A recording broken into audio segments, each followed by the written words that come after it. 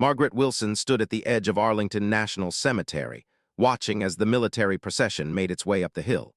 The October sky hung heavy and gray, a fitting backdrop for a hero's final journey. General Robert Harrington was being laid to rest with full military honors after 42 years of service to his country. The mourners formed a somber parade of dark suits and crisp uniforms, dignitaries and soldiers marching in step behind the horse-drawn caisson that carried the flag-draped casket. Margaret remained apart from the procession, her weathered hands clutching a small velvet box. At 76, she was a slight figure in a simple black dress, her silver hair pulled back in a neat bun. Nothing about her appearance suggested she belonged among the high-ranking officials and military personnel gathering to honor one of America's most decorated generals. She had driven nearly 500 miles to be here, making the journey from her small farmhouse in rural Kentucky despite her doctor's warnings about her heart condition. Some journeys, she had decided, were worth the risk. As the procession reached its destination at the gravesite, Margaret began her own slow walk up the hill. She had deliberately arrived late to avoid the crowds at the funeral service. The graveside ceremony would be restricted to family, close friends, and military dignitaries. She knew she would likely be turned away, but she had to try. 2 Marine guards stood at attention where the cemetery path met the cordoned-off area for the burial service. Their young faces were solemn, eyes hidden behind dark sunglasses despite the overcast day. "Excuse me," Margaret said quietly as she approached. "I'd like to pay my respects to General Harrington." The taller of the 2 Marines glanced down at her. "I'm sorry, ma'am. The graveside service is restricted to authorized personnel and invited guests only." Margaret had expected this response.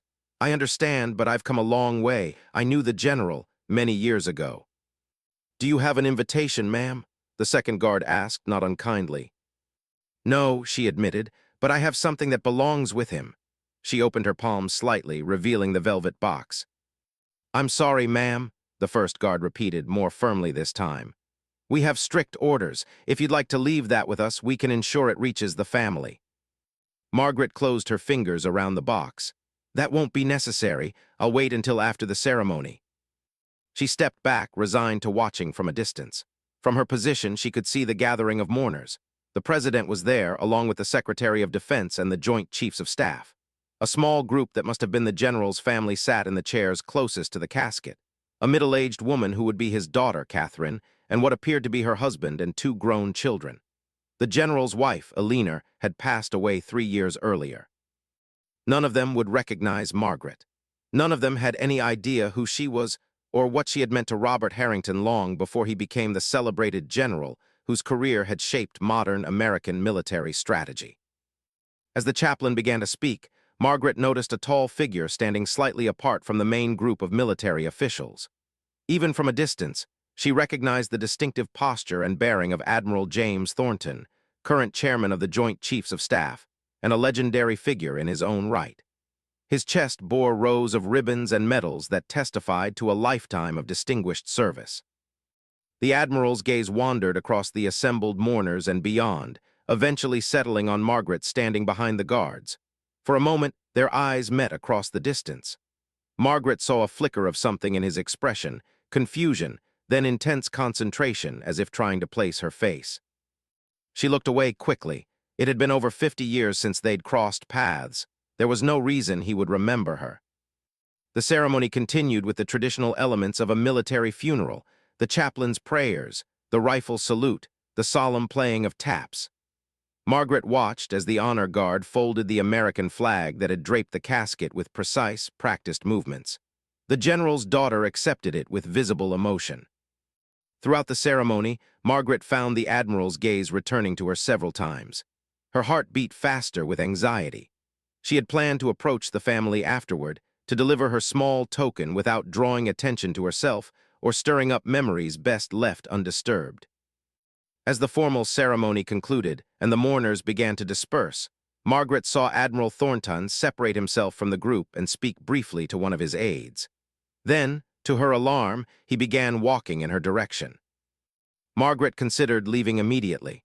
She could return another day when the crowds were gone to leave her token at the general's grave. But something kept her rooted to the spot, perhaps the same sense of duty and obligation that had brought her here in the first place.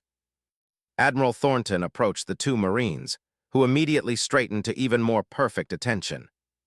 "At ease," he said, then gestured toward Margaret. "This woman is to be admitted." The guards hesitated, caught between the Admiral's authority and their specific orders. "Sir," the taller Marine began, "our instructions were very clear about the restricted list." Admiral Thornton interrupted, his voice quiet but carrying absolute authority. "I understand your instructions, Corporal, and I'm giving you new ones." Before the guards could respond, the Admiral turned to Margaret and did something that left everyone watching in stunned silence. He drew himself to attention and rendered a perfect formal salute.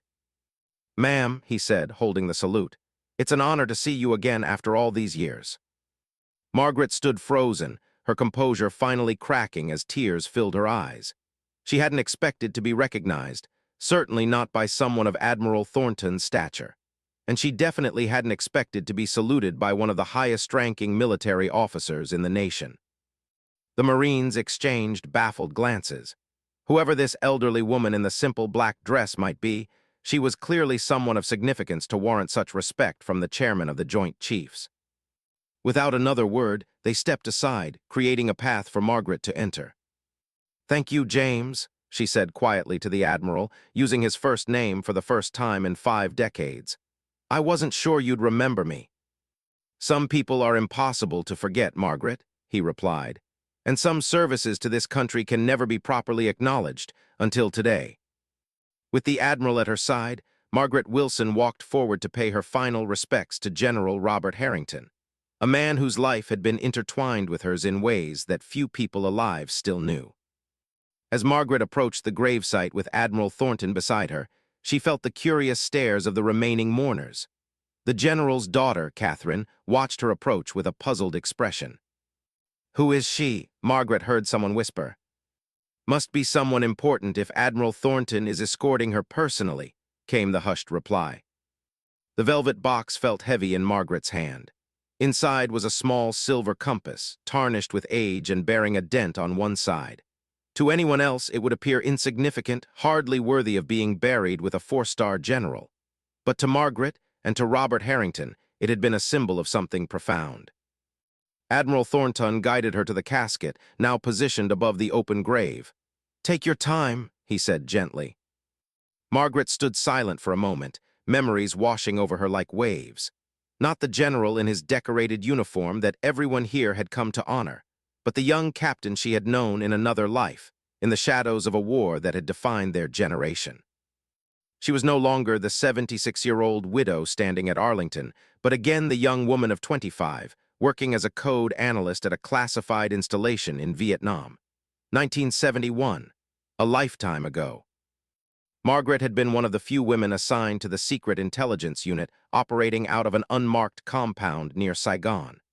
With a degree in mathematics from Radcliffe and fluency in 3 languages, she had been recruited directly by the National Security Agency, though her official cover was as a civilian administrative assistant. Captain Robert Harrington had been the military liaison to their unit, a rising star already marked for advancement. Their first meeting had been unremarkable, a routine security briefing where she was just another face in the room. But 3 days later, Margaret had decoded an intercepted transmission that would change both their lives forever. The intelligence revealed a planned attack on a nearby village where American forces were helping establish a medical facility. The timing suggested the enemy had inside information about troop movements, a leak somewhere in the chain of command. Protocol dictated that Margaret pass the intelligence up the proper channels, but something about the urgency and the specificity of the threat made her take it directly to Captain Harrington, bypassing several layers of bureaucracy. "This can't wait," she had told him, placing the decoded message on his desk. "And it can't go through normal channels. I think we have a security breach." Captain Harrington had studied both the intelligence and Margaret's face with equal intensity. Then, without asking permission from his superiors, he had assembled a small team and moved to evacuate the village and set up a defensive perimeter. He had been right to act, and Margaret had been right to go to him directly. The attack came exactly as predicted, But instead of finding a vulnerable medical team and villagers, the enemy encountered prepared defenses. Lives were saved, the attackers were repelled, and more importantly, evidence of the security breach was uncovered. What followed was 6 months of covert work, with Margaret and Captain Harrington at the center of a small, unauthorized operation to identify the source of the leak. Working outside official channels, sometimes directly against orders, they gradually assembled the evidence that implicated a senior American intelligence officer who was trading information for personal gain. During those tense months, they developed a bond forged in shared danger and mutual respect. Robert had given her the silver compass one night when they feared their operation had been compromised. "If we get separated," he had said, "head northeast to the secondary extraction point. This compass isn't standard issue, it won't raise suspicions if you're searched." The compass had indeed saved her life when their cover was blown. Margaret had been forced to make her way alone through 20 miles of hostile territory, the small silver instrument her only guide. When she finally reached safety, she had tried to return it to him. "Keep it," Robert had told her. "It found you safe passage once, maybe it will again someday." Their operation ultimately succeeded, the traitor was quietly removed, and countless lives were saved. But the unorthodox methods they had employed and the toes they had stepped on ensured that their work would never be officially acknowledged. The records were sealed, classified at the highest level, and both were sworn to secrecy. Captain Harrington was transferred back to Washington, his promising career briefly stalled by powerful people who had been embarrassed by the exposure of the security breach. Margaret was reassigned to an NSA facility in Europe. Their paths had crossed briefly one more time at a diplomatic function in West Berlin in 1973. By then, he was married to Alina, his career back on track. Margaret had just become engaged to Thomas Wilson, an agricultural attaché at the American embassy. "I still have the compass," she had told him during a momentary private conversation. "Good," he had replied. "Some connections should never be broken." It was the last time they had spoken directly. Their lives had moved in different directions, with different obligations and commitments. Margaret had eventually left government service to raise a family with Thomas on his family's Kentucky farm. Robert Harrington had risen steadily through the ranks, his career becoming the stuff of military legend. From a distance, Margaret had followed his accomplishments, his innovative approaches to military strategy, his principled stands on difficult issues, his unwavering integrity even when it cost him politically. She recognized in the decorated general the same qualities she had seen in the young captain who had trusted her judgment when it mattered most. Now, standing before his casket, Margaret opened the velvet box and took one last look at the silver compass. Its needle still pointed true after all these years. "I kept it safe," she whispered, "as promised." With careful movements, she reached out and placed the compass on the casket, her final gift to a man whose life had intersected with hers in ways that had shaped them both. As she withdrew her hand, she became aware that Admiral Thornton had been watching her with an expression of profound understanding. "You were the analyst," he said quietly. "Operation Brushfire, it's still taught as a case study at the War College, though the names were always redacted." Margaret looked at him in surprise. "How do you know about that?" "I was a junior lieutenant assigned to the cleanup operation," Thornton explained. "I never knew the identities of the principal agents, but I saw the aftermath. What you two accomplished saved more than just those villagers. It closed a security breach that could have compromised our entire intelligence network in Southeast Asia." Margaret shook her head slightly. "We were just doing our job." "No," Thornton corrected her gently. "You went far beyond your job. You risked everything, including charges of insubordination and possibly treason, to do what was right. The general never forgot that, even if he couldn't acknowledge it publicly." He gestured toward the compass now resting on the flag-draped casket. "Is that what I think it is?" "Yes," Margaret said, "a reminder of a promise kept." Before Admiral Thornton could respond, they were interrupted by the approach of Catherine Harrington, the general's daughter. Her expression was a mixture of confusion and curiosity as she looked between Margaret and the small silver object now resting on her father's casket. "Excuse me," she said. "I don't mean to be rude, but who are you?" Admiral Thornton stepped forward.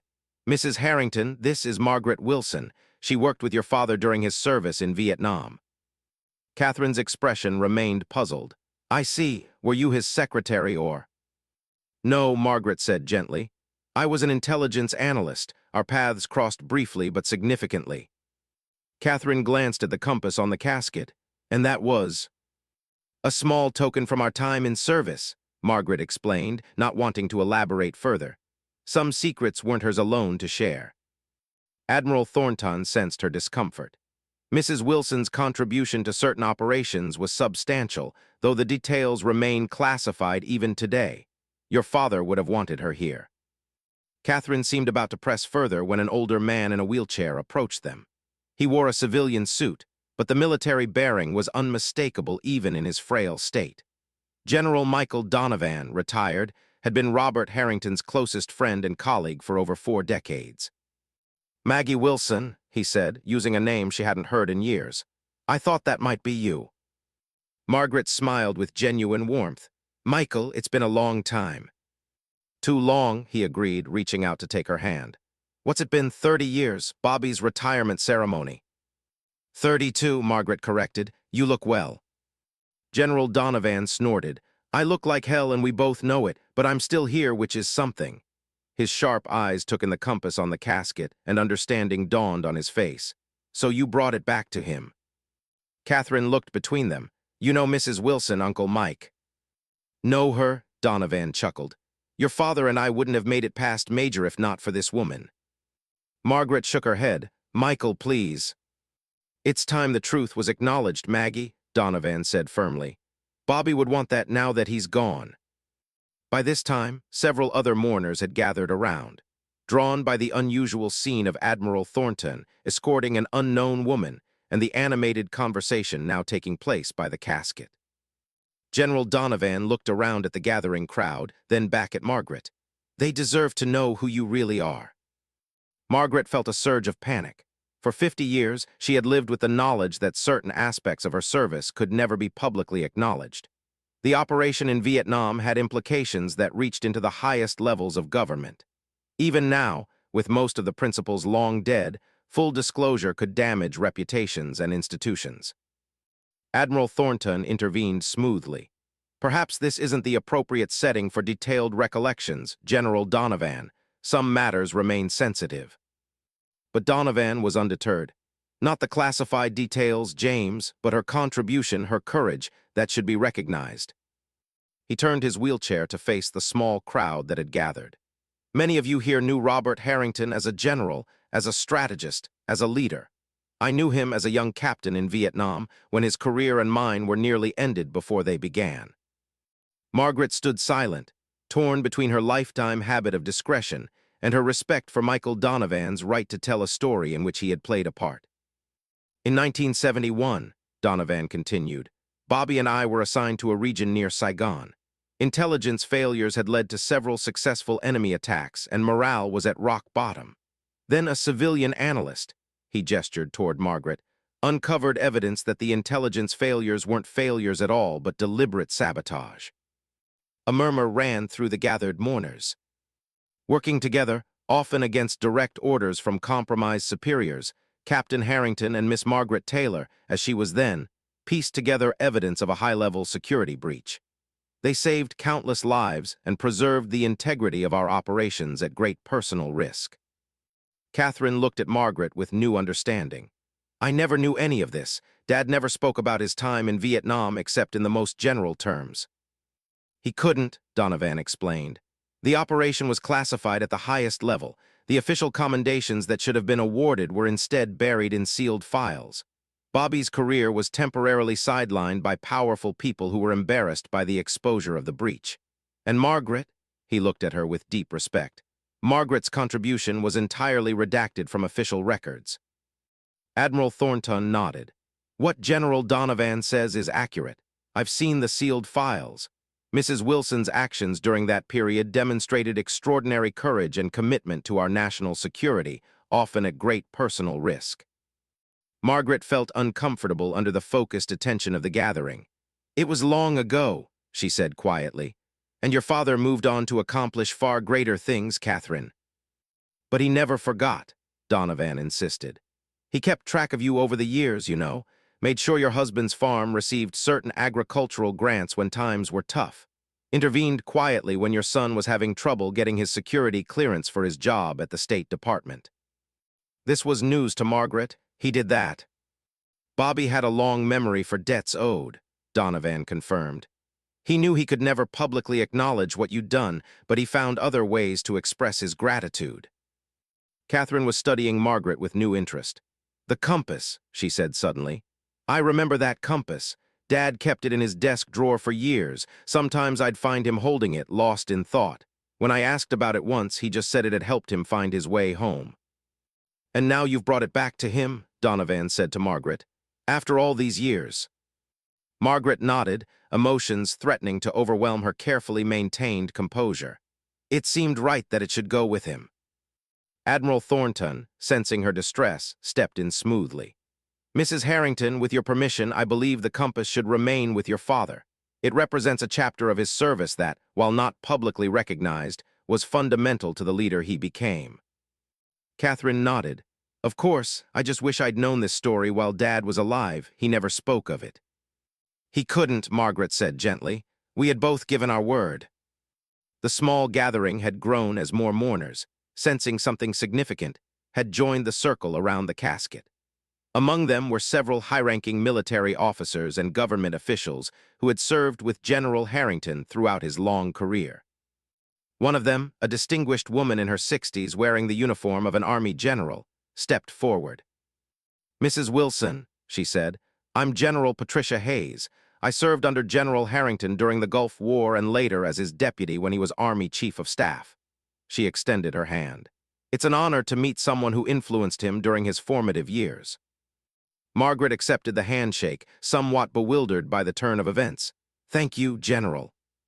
Robert Harrington was known throughout his career for his unwavering commitment to integrity, even when it came at a personal cost, Hayes continued. "Now I better understand where that commitment was forged." Others stepped forward, officers who had served under Harrington, colleagues who had worked alongside him, even a former Secretary of Defense who had counted on his counsel.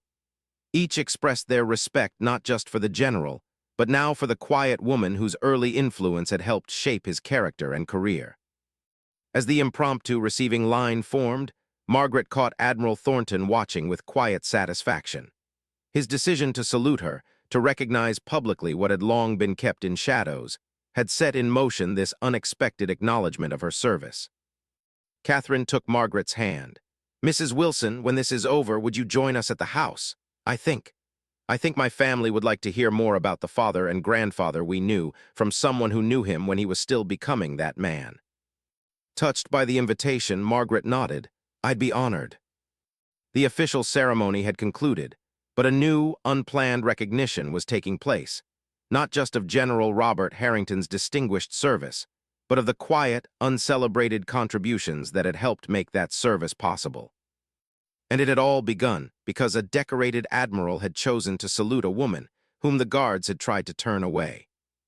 3 hours later, Margaret sat in the living room of the Harrington family home in Alexandria, surrounded by the general's children, grandchildren, and closest friends.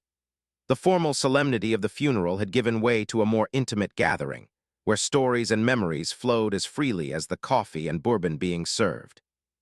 "So you never saw each other again after Berlin?" Catherine asked, fascinated by the glimpses into a side of her father she had never known. "We crossed paths occasionally at official functions over the years," Margaret explained, "but always at a distance with other people around. It was better that way." "But you kept the compass all this time," Catherine's daughter, Sarah, observed. She was a lieutenant in the Navy, the third generation of Harringtons to serve. "I did," Margaret acknowledged. "It reminded me of a time when I made a difference, when what I did mattered." "It mattered more than you know," General Donovan interjected from his wheelchair by the fireplace. "That operation changed Bobby, made him question authority in ways he never had before, made him understand that sometimes the right path isn't the one in the official playbook." Admiral Thornton, who had joined them at the house, nodded. That perspective influenced his entire approach to military leadership. His willingness to listen to junior officers, to consider unorthodox strategies, to put principle above politics, those qualities defined his career. Catherine's husband, a history professor at Georgetown, had been quietly absorbing the conversation. "It sounds like you and the general were quite close during that operation in Vietnam," he observed, a hint of something unspoken in his tone. Margaret met his gaze directly. "We were colleagues who trusted each other with our lives during a difficult time, nothing more." It was the truth, though not the whole truth. There had been moments, brief, unacknowledged moments, when the intensity of their shared purpose had created a connection that might have become something more in different circumstances. But Robert had been engaged to Alina, and Margaret had her own life waiting back home. They had both been people of integrity, committed to their respective paths. "Dad never spoke much about Vietnam," Catherine said thoughtfully. "Mom once told me it was because the memories were painful." "Some were," Margaret agreed, "but not all. There was camaraderie, purpose, even moments of unexpected beauty amid the chaos." "Like the night of the lunar eclipse," Donovan recalled with a distant smile. "When operations paused on both sides as everyone, American, Vietnamese, friend and foe alike, looked up at the same blood-red moon." The conversation continued, weaving together threads of memory and revelation. Margaret shared carefully selected stories that illuminated Robert Harrington's character without compromising still classified details. His family, in turn, filled in the decades of his life that she had observed only from a distance. As evening approached, Admiral Thornton rose to leave. "Mrs. Wilson, may I offer you a ride to your hotel?" Margaret accepted gratefully. The emotional day had drained her more than she cared to admit. As they said their goodbyes, Catherine pressed something into Margaret's hand. "I want you to have this," she said. Margaret looked down to see a small, framed photograph she hadn't noticed among the family pictures displayed throughout the house. It showed a young Captain Robert Harrington in Vietnam, standing beside an equally young woman with light brown hair cut in the practical style of the era. They were both looking at a map spread on a makeshift table, their expressions intent and focused. Margaret remembered the moment, though she had never seen the photograph. "Where did you get this?" she asked, surprised.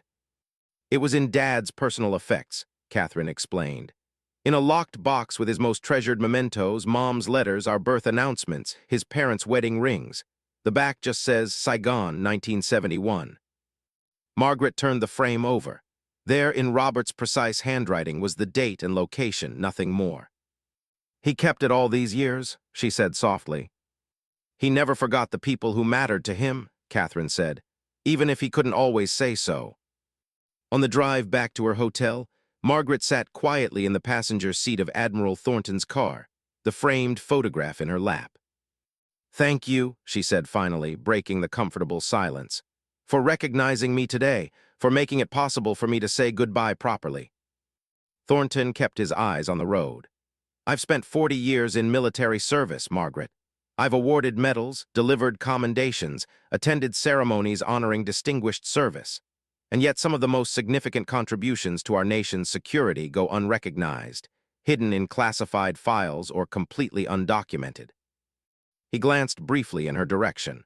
"When I saw you standing there, being turned away from the funeral of a man whose career you helped save, whose ethical compass you helped set, it felt like a final injustice that needed to be corrected." "That's why you saluted me," Margaret realized. "Not just to convince the guards to let me through, but as a formal acknowledgement of service rendered." "Exactly," Thornton confirmed. "It was long overdue." They arrived at her hotel, and Admiral Thornton escorted her to the lobby. "Will you attend the memorial service at the Pentagon tomorrow?" he asked. Margaret shook her head. "I've paid my respects, made my peace, it's time to go home." "I understand," he said. Then, with a slight smile, "Though if you were to attend, you'd find yourself seated in the VIP section, not turned away at the door." "That's kind of you, but unnecessary," Margaret replied. "I never served for recognition." "Few who deserve it most ever do," Thornton observed. The next morning, as Margaret prepared to check out of her hotel and begin the long drive back to Kentucky, she received a small package delivered to her room. Inside was a velvet box similar to the one she had brought to the funeral, and a note on Pentagon stationery. Margaret **, Robert Harrington left this with me years ago, with instructions to ensure it reached you if you ever came to his funeral. He seemed certain you would, even though your paths had diverged so completely." He wanted you to know that while your compass guided him home from Vietnam, this guided him through the rest of his journey. With deepest respect, asterisk. James Thornton.